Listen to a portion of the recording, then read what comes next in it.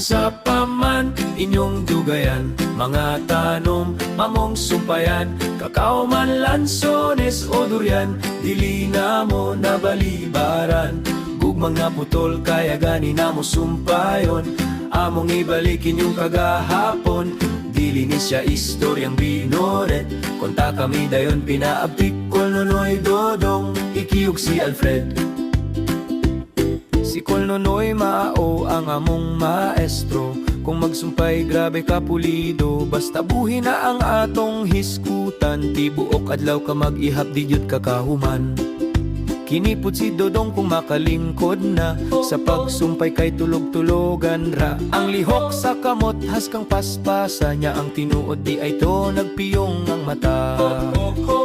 Unsa pa man inyong dugayan, mga tanom, among sumpayan, kakao man lansones o durian, dili na mo nabalibaran.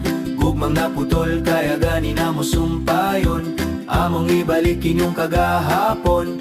Dili ni siya istoryang binoret, konta kami dayon pinaaktik. Kol Nonoy Dodong, ikiyog si Alfred. Si Iki ang talented sa amoa, paspas na musumpay hawod pud musaka. Maong dili nami sa iyaha matingga, lagi sa kagani ang kapayas bisan og natumba na.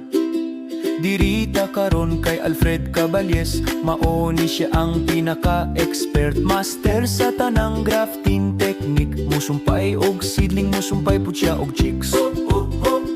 Unsa pa man inyong dugayan, mga tanom, mamong sumpayan, kakao man lansones o durian, dili na mo nabalibaran.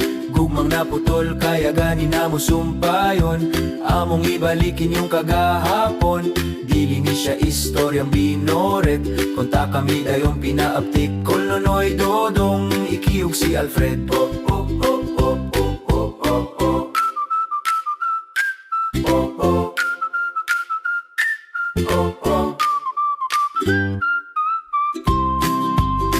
Unsa pa man inyong dugayan, mga tanom, mamong sumpayan, kakao man lansones o durian, dili na mo nabalibaran.